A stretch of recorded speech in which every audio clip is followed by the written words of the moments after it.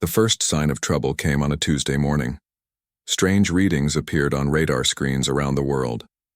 Large objects were moving toward Earth from beyond the moon. At first, scientists thought they might be asteroids. They were wrong. Wednesday, the objects were close enough to see with powerful telescopes. They were ships, massive ships with smooth metal hulls that reflected the sun's light. They moved with purpose, slowing as they approached Earth. World leaders called emergency meetings. Military forces went on high alert. News channels showed the same images over and over. The approaching fleet of unknown origin. Admiral John Carter stood on the bridge of the USS Independence, the largest aircraft carrier in the American fleet. His weathered face showed the strain of the past 48 hours. He had not slept since the first alert. "Any response to our broadcasts?" he asked his communications officer. Lieutenant Betty Ross shook her head. "Nothing, sir. We've sent messages in every format we can think of. If they can hear us, they're choosing not to answer." The alien ships entered Earth orbit on Thursday. There were 7 of them, each bigger than any human vessel ever built. The largest was nearly 2 miles long. They positioned themselves over major cities: New York, Beijing, Moscow, London, New Delhi, Rio de Janeiro, and Cairo. That's when the communications blackout began. Satellites failed, internet connections dropped, cell phones became useless pieces of plastic and metal. Only hardened military systems and old-fashioned radio remained functional.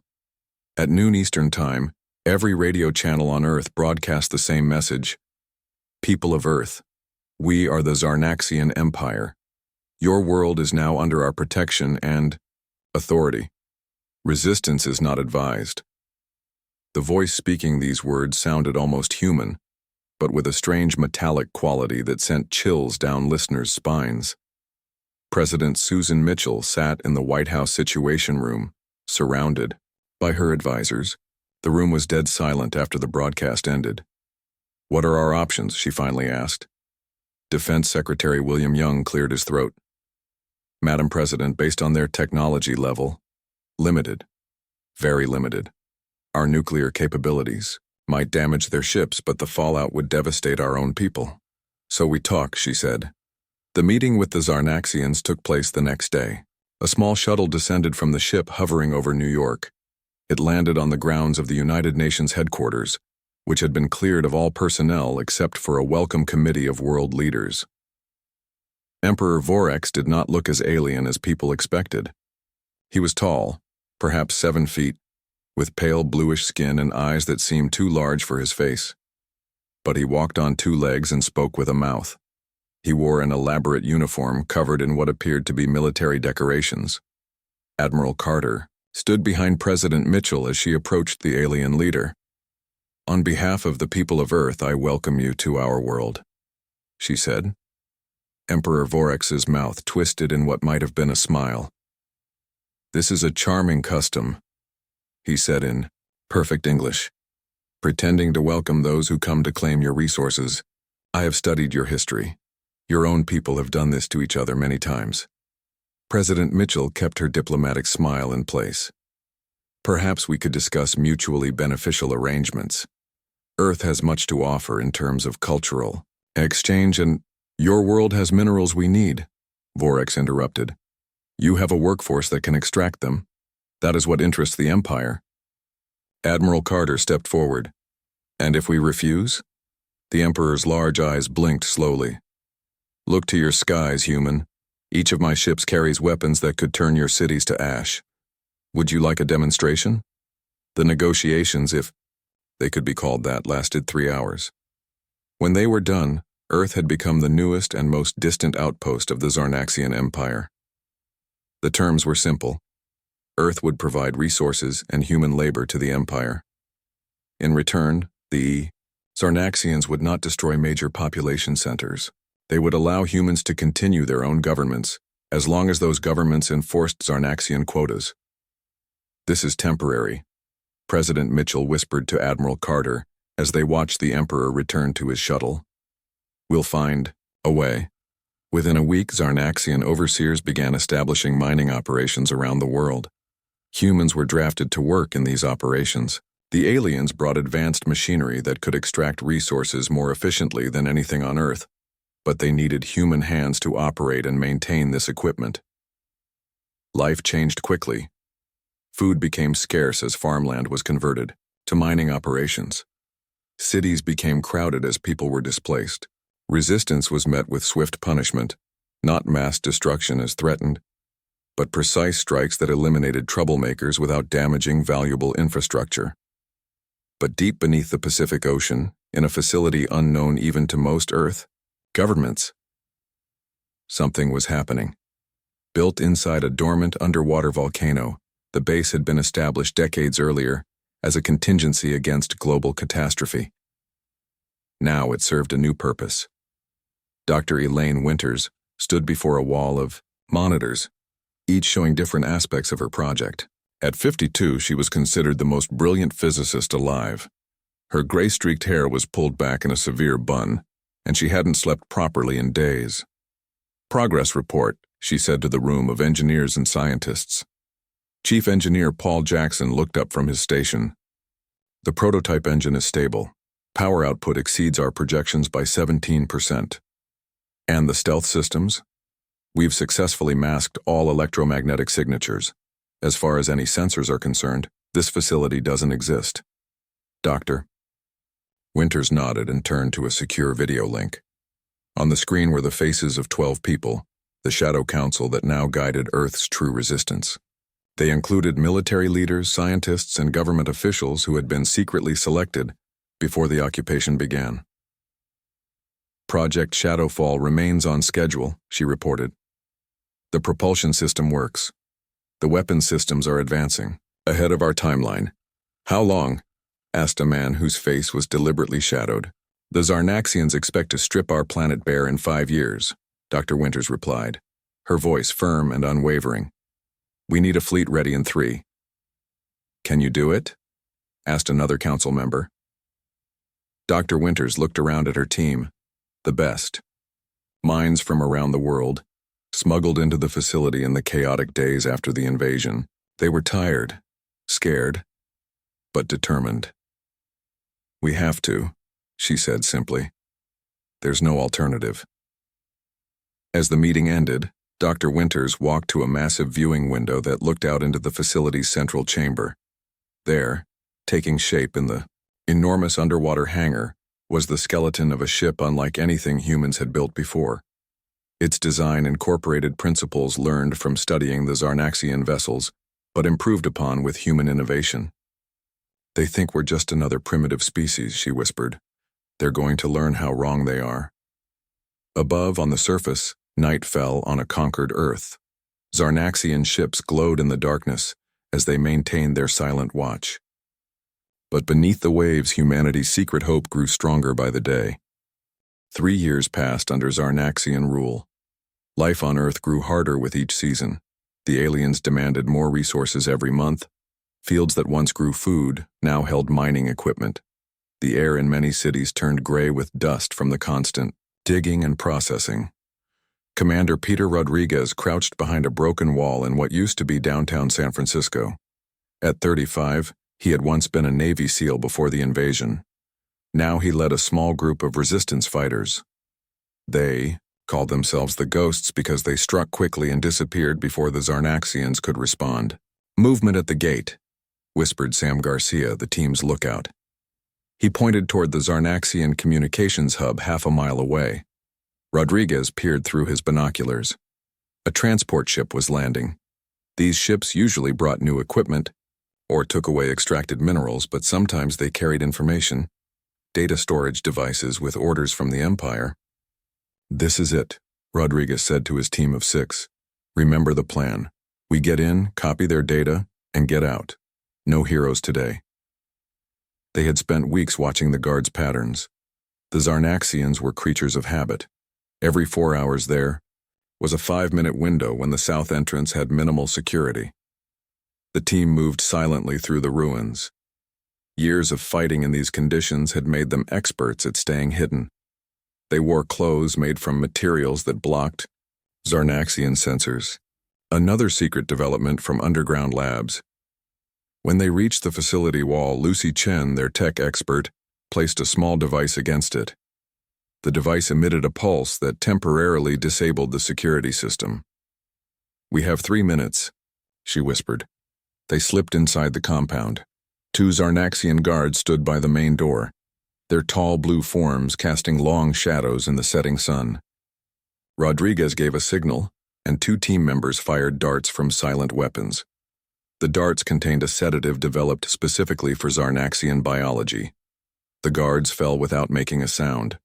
Inside, the team moved quickly through metal hallways. The central data room was their target. Chen connected her tablet to the Zarnaxian terminal. "I need 2 minutes," she said, her fingers flying over the screen. Rodriguez and the others kept watch. The alien writing flashed across Chen's screen as she downloaded everything she could find. "Got it," she said finally. "Let's move."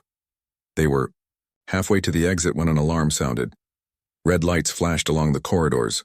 "Run," Rodriguez ordered. They burst through the south entrance just as Zarnaxian security forces appeared at the other end of the hallway. The team scattered into the ruins, using pre-planned escape routes.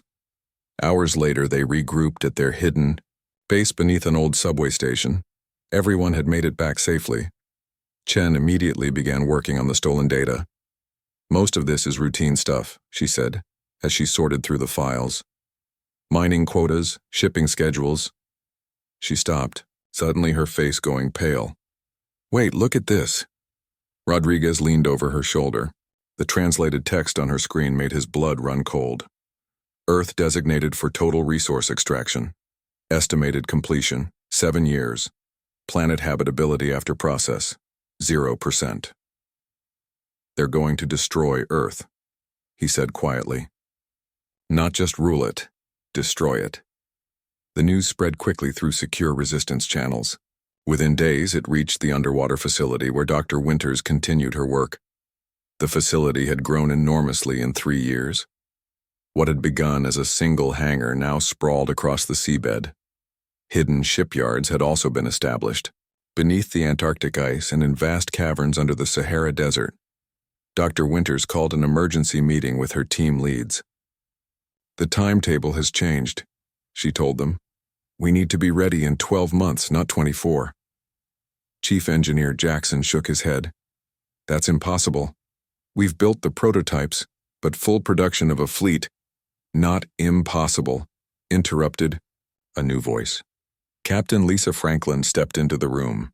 She had been one of the Navy's top pilots before the invasion, and had spent the occupation years training others in simulation chambers designed to mimic Zarnaxian ship controls. "My pilots are ready," she said. "We've been training day and night, in the simulators. We know how to fly these ships. If you build them, we'll crew them." Dr. Winters nodded.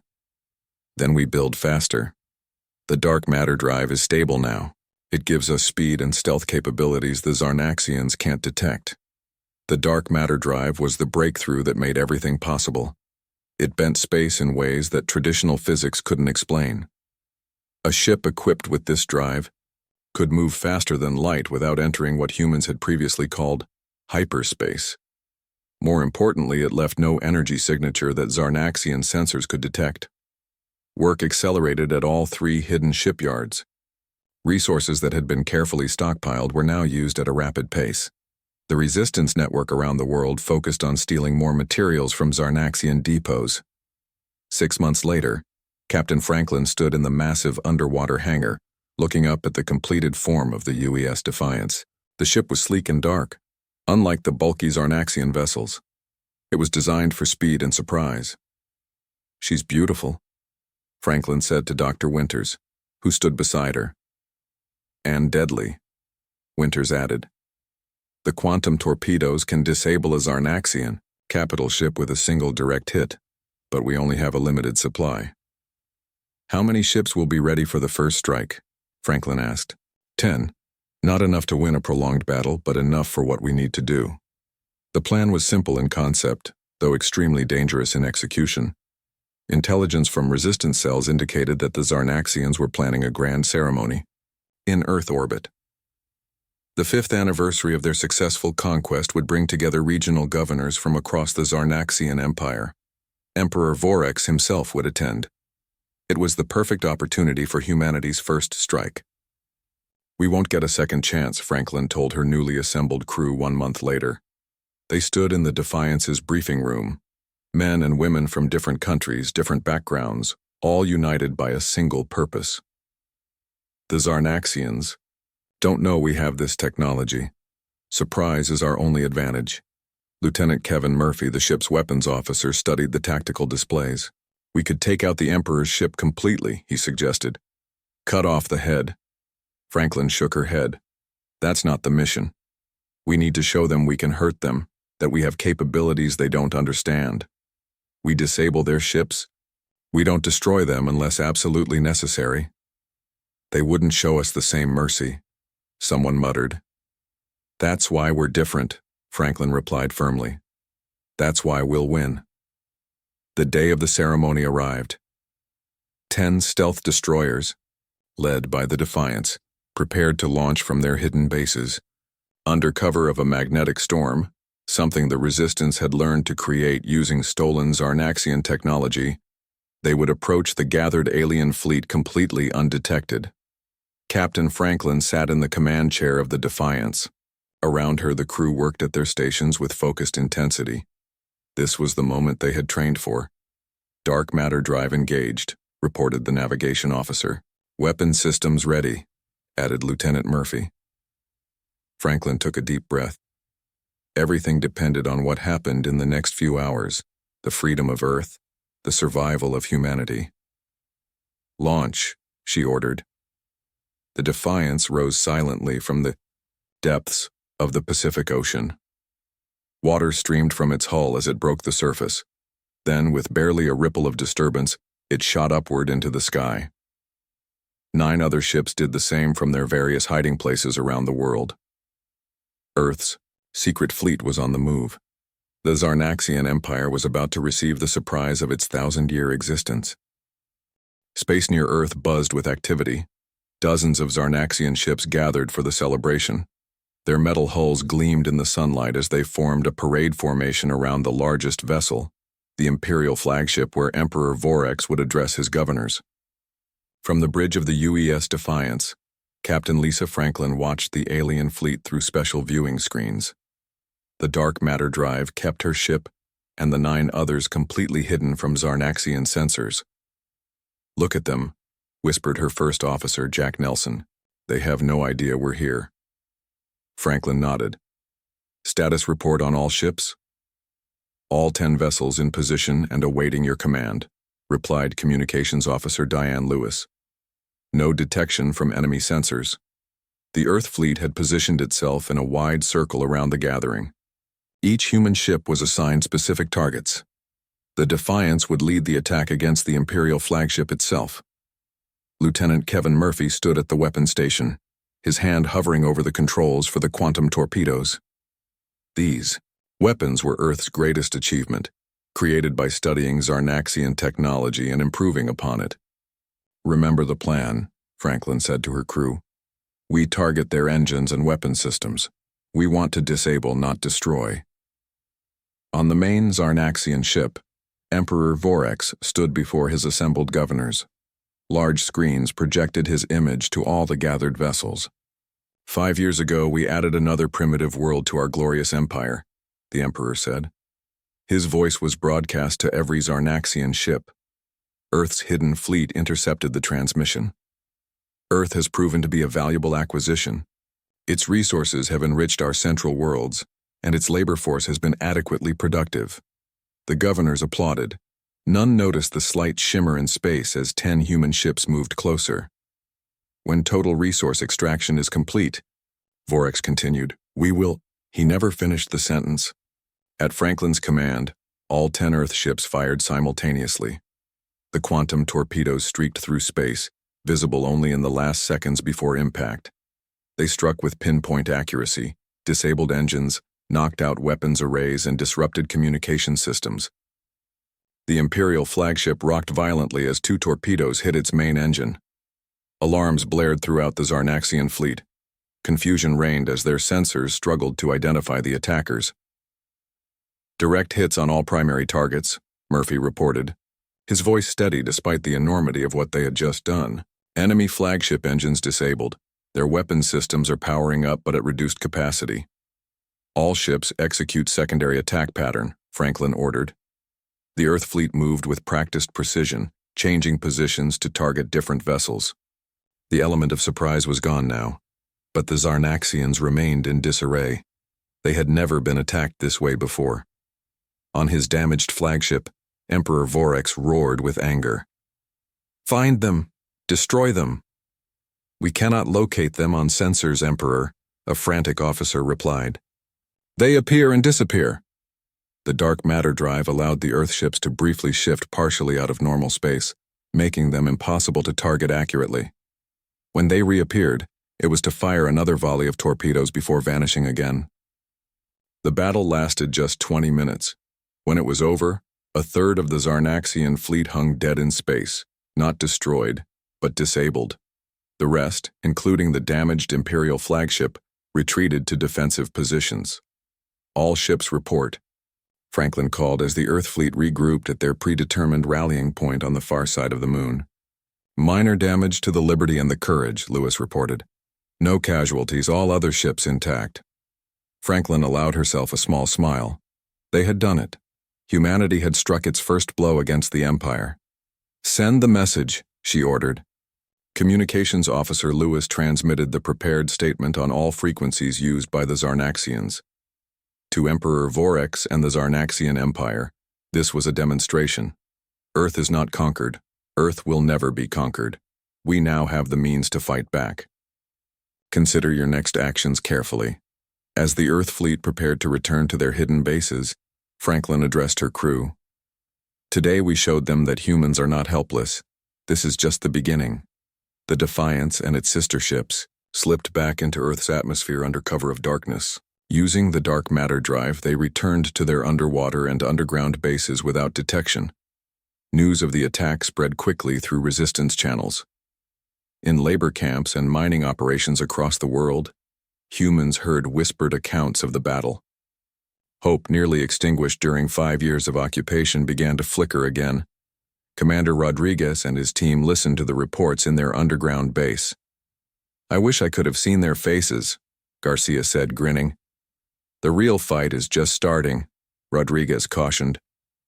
"The Zarnaxians won't take this lying down." He was right. The Empire's response came just 3 days later. Governor Zaltek, the highest-ranking Zarnaxian left on Earth after the ceremony, called an emergency broadcast. His blue face appeared on screens in every major city. "People of Earth," he said, his voice cold with fury. "Your rebellious elements have committed an act of war against the Empire. Such actions cannot go unpunished." The Zarnaxian ships still in orbit repositioned themselves. 2 moved over Chicago. 2 others over Nairobi. "Witness the price of defiance," Zaltek said. Energy beams lanced down from the ships. Buildings crumbled. Streets melted. Within minutes, both cities were reduced to smoking ruins. Millions died in the attack. In the White House Situation Room, President Susan Mitchell watched in horror. "Those monsters," she whispered. Admiral John Carter, now her top military advisor, stood grim-faced beside her. "This changes everything," he said. "We can't hold back anymore." Mitchell nodded slowly. "Contact all resistance cells. Contact the fleet. The time for limited strikes is over." Deep in her underwater base, Dr. Elaine Winters received the news of the destroyed cities. Her team gathered around her, faces pale and angry. "How soon can we have more ships ready?" she asked Chief Engineer Jackson. "We have 5 more nearly complete," he replied. "Another month, maybe less." "Make it 2 weeks," Winters said, "and double the production of quantum torpedoes." At the Antarctic shipyard, Captain Franklin reviewed the battle data with her tactical officers. The Zarnaxians had already adapted some of their defenses based on the first encounter. The next battle would be harder. "We need to hit them again," she told her staff. "But this time, we hit them everywhere at once." The plan took shape quickly. Earth's fleet would strike not just the ships in orbit, but Zarnaxian bases on the ground as well. The resistance would coordinate simultaneous uprisings in major occupation zones. As preparations intensified, a message arrived from an unexpected source. Dr. Olivia Grant, Earth's leading expert on alien biology, had made contact with representatives from other worlds conquered by the Zarnaxians. "We're not alone in this fight," her encrypted message read. "There are others who want the Empire destroyed. They're willing to help." For the first time in 5 years, Earth had allies among the stars. The war for freedom had truly begun. Word of Earth's successful attack spread across the galaxy faster than anyone expected. On dozens of worlds under Zarnaxian control, news traveled in whispers and coded messages. If humans could strike back, perhaps others could too. Dr. Olivia Grant had never planned to leave Earth. As the world's leading expert on alien biology, she had spent the first years of occupation studying Zarnaxian physiology from a distance. She collected tissue samples from battlefields and studied the rare bodies left behind after resistance attacks. Now she found herself on a small transport ship headed for the mining world of Terex. Commander Rodriguez's team had smuggled her off Earth with the help of a Zarnaxian smuggler who hated the Empire as much as humans did. "We're approaching the meeting point," said the smuggler. His name was Krell, and his skin was more green than the blue of most Zarnaxians. He belonged to a subspecies that had faced discrimination within the Empire for centuries. Grant looked out the viewport at the barren landscape of Terex. The planet had once been lush and green, according to Krell. Now it was a wasteland of strip, mines and processing facilities. "Will they actually come?" she asked. Krell nodded. "Your attack has given them courage. They've waited a long time for this." The meeting took place in an abandoned mine shaft. Representatives from 7 different species gathered in the dim light. Some looked almost human. Others were completely alien. Floating gas clouds contained in special suits, insect-like beings with multiple limbs, creatures that seemed made of living crystal. "I am Thella," said a tall, thin being with golden skin. "I speak for the Lyresian remnant." "Dorn of the Paxi," growled a stocky figure covered in short fur. The others introduced themselves one by one. Each represented a civilization conquered by the Zarnaxians. Some had been under imperial rule for centuries. "We have all seen the reports," Thella said. "Your ship struck the Imperial fleet and escaped. How did you do this?" Grant took a deep breath. "We developed technology that the Empire doesn't understand. We're willing to share it with all of you." She activated a small holographic projector. Images of the dark matter drive and quantum torpedo designs appeared in the air. "This isn't just Earth's fight anymore," she explained. "If we work together, we can free all our worlds." The representatives studied the designs with growing excitement. They began to talk among themselves in various languages, their translators struggling to keep up. "The Empire has ruled through fear and superior technology," said Dorn. "If we can match their weapon, we can beat them," finished a crystalline being named Zrix. "My people can adapt these designs to work with our own ships. We've kept some hidden from the Empire for generations." By the end of the meeting, a new alliance had formed. Each representative took copies of the Earth technology back to their people. They established secret communication channels and began to coordinate their efforts. Meanwhile, back on Earth, the Zarnaxian response to the attack grew more brutal. After destroying Chicago and Nairobi, Governor Zaltek ordered harsh new measures. Work quotas doubled. Food rations were cut. Anyone suspected of resistance ties was publicly executed. But rather than crush human resistance, the atrocities only strengthened it. Commander Rodriguez's cells grew into a worldwide insurgency. Small groups became armies operating in the shadows. A hidden command center beneath the Rocky Mountains, General Alan Price coordinated the global military response. A map on the wall showed Zarnaxian strongholds and resistance activities around the world. "We've got people ready to move in every major city," he told his officers. "But we need to time this perfectly with the fleet's next attack." Captain Lisa Franklin, newly promoted to Admiral of Earth's growing fleet, joined these planning sessions via secure video link. Her fleet now consisted of 20 ships, with more under construction. My ships will target their orbital weapons. Platforms, she said. Once those are neutralized, we can attack their ground bases without fear of orbital strikes. How long can we hold out if they bring reinforcements from other systems? Asked Price. Franklin's face grew serious. Not long. We need to make sure they're too busy elsewhere to bring in more ships. This was where Dr. Grant's mission became crucial. If other conquered worlds rose up simultaneously, the Empire would have to split its forces. The plan took shape over weeks of careful preparation. Earth resistance forces gathered weapons and trained new recruits. The fleet conducted small raids to test improved Zarnaxian defenses. 1 month after the first attack, Earth was ready to make its move. Admiral Franklin addressed the commanders of her now 20-ship fleet from the bridge of the Defiance. Today we strike not just for Earth, but for all worlds suffering under Zarnaxian rule, she said. Our allies across the galaxy are ready to rise up with us.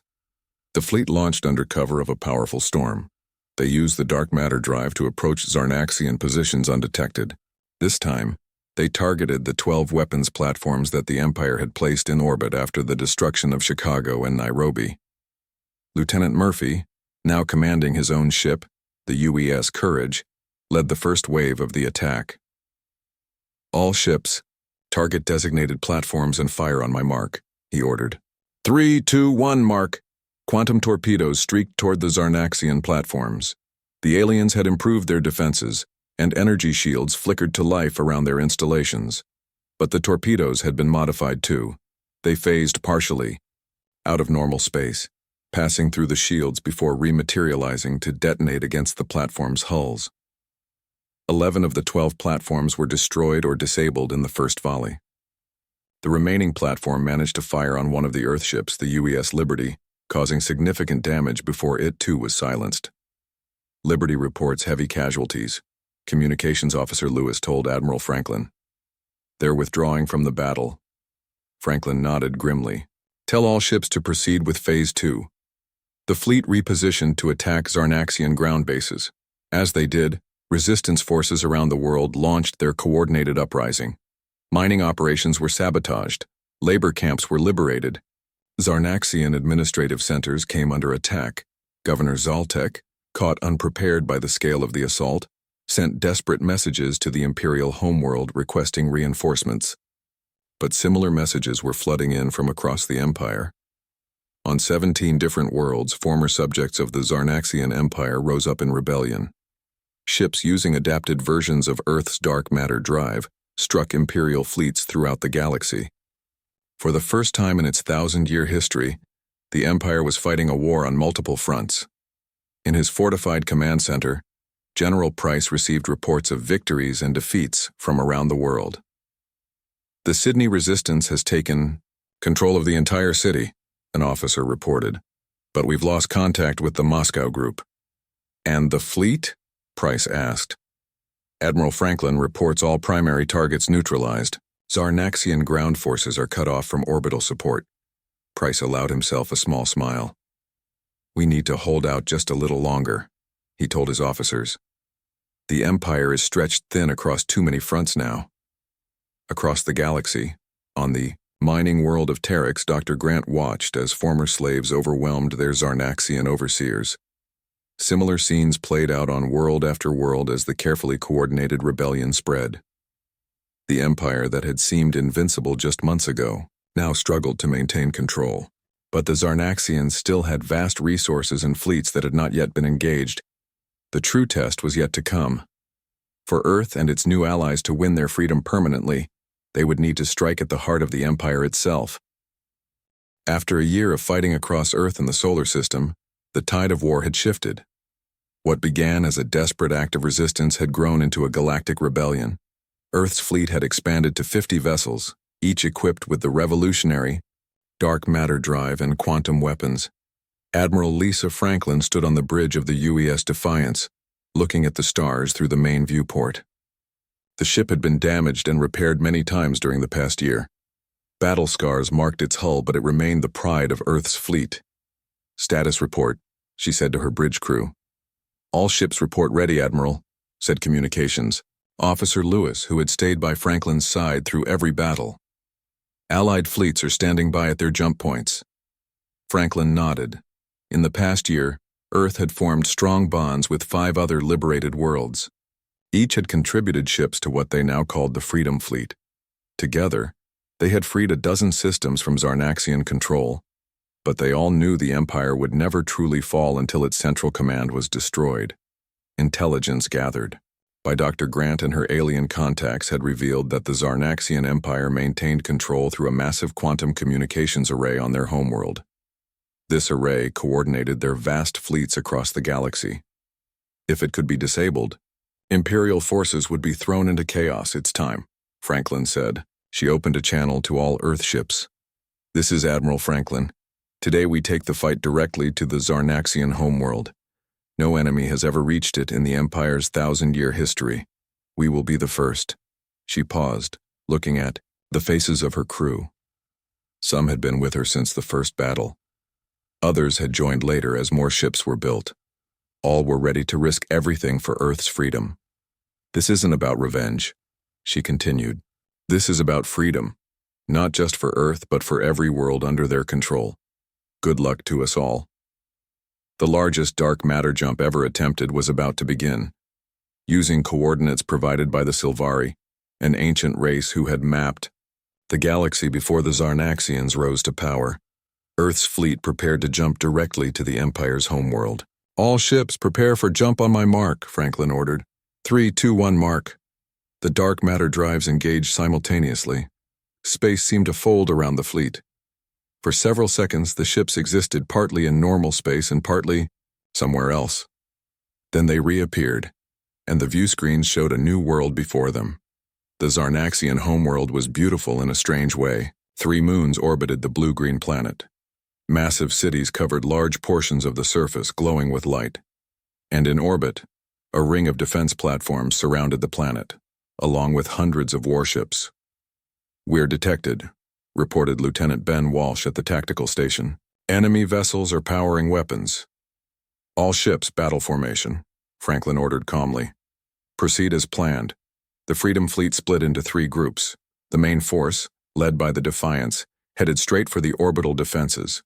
A second group, commanded by Lieutenant Murphy aboard the Courage, moved to engage the Zarnaxian warships. The third, smaller group, had the most crucial mission: to get close enough to the planet to target the communications array. The battle was unlike anything seen before in the galaxy. Dark matter drives allowed Earthships to appear and disappear, making them difficult targets. But the Zarnaxians had home field advantage in overwhelming numbers. "Shields down to 40%, reported Walsh as the Defiance shook from a direct hit. "Keep going," Franklin ordered. "We need to clear a path for the strike team." On the bridge of the Courage, Lieutenant Murphy directed his ships against the main Zarnaxian fleet. "Target their flagship," he ordered. "Draw their fire away from the strike team." His gunners fired quantum torpedoes that phased through Zarnaxian shields before detonating. The flagship's engines erupted in blue flame, but for every ship they disabled, 2 more took its place. The third group, led by the UES Liberty, pushed through the chaos toward the planet. Captain Sophia Reyes guided her ship through the gaps created by the main fleet's attack. "Communications. Array located," her sensor officer reported. "It's protected by heavy defenses." "Get us close enough for a clean shot," Reyes ordered. The Liberty took heavy damage as it approached the target. Warning lights flashed across the bridge. Systems began to fail. "Weapons still operational," reported the tactical officer. "We have 1 shot. Make it count," Reyes said. The Liberty fired its remaining quantum torpedoes at the massive array on the planet's surface. The torpedoes phased through the defensive shields and struck the base of the towering structure. For a moment, nothing happened. Then explosions rippled up the sides of the array. The structure began to collapse in on itself. "Direct hit," shouted the tactical officer. Throughout the battle on ships across the galaxy, Zarnaxian commanders suddenly lost contact with Central Command. Their coordinated defense systems failed. Confusion spread through their ranks. Admiral Franklin watched as the Zarnaxian ships around them began to move erratically, their formations breaking apart. "It worked," she said quietly. All ships pressed the advantage. With their coordination lost, the Zarnaxian defense fell into disarray. Some ships continued to fight, others retreated. Some collided with each other in the confusion. The battle raged for hours. Earth ships took heavy losses. The Liberty was destroyed after completing its mission. The Courage barely remained operational. Even the Defiance suffered severe damage. But in the end, the Freedom Fleet achieved what no one had thought possible. They defeated the defenses of the Zarnaxian homeworld and forced the Empire to call for terms. In the aftermath, as smoke still rose from the damaged cities of the Zarnaxian homeworld, representatives from dozens of worlds gathered on the neutral ground of Earth's moon. They met in a hastily constructed dome that allowed beings from different environments to communicate face to face. President Susan Mitchell addressed the historic gathering. "We did not fight this war to create a new empire. We fought for freedom. Now we must build something better than what came before." The Galactic Cooperative was formed that day. Each world would govern itself, with representatives meeting regularly to address common concerns. No single species would dominate the others. Admiral Franklin watched the proceedings from the observation deck of the Defiance, now in orbit around Earth's moon. Beside her stood Dr. Winters, whose technology had made victory possible, and Commander Rodriguez, whose resistance fighters had never lost hope. "Did you ever think we'd get here?" Rodriguez asked. Franklin smiled. "There were moments I doubted, but humanity has always been stubborn." "What happens now?" asked Dr. Winters. Franklin looked out at the stars, the same stars that had once seemed so threatening when Zarnaxian ships first appeared. Now they represented possibility and hope. "Now we rebuild," she said. "Then we explore. There's a whole galaxy out there, and for the first time, it's free." On observation decks across Earth's fleet, humans gazed out at the stars. No longer as subjects of an empire, but as architects of a new galactic order. Earth's secret fleet had not just stunned the galactic empire, it had changed the course of history for countless worlds and species, and humanity was just getting started.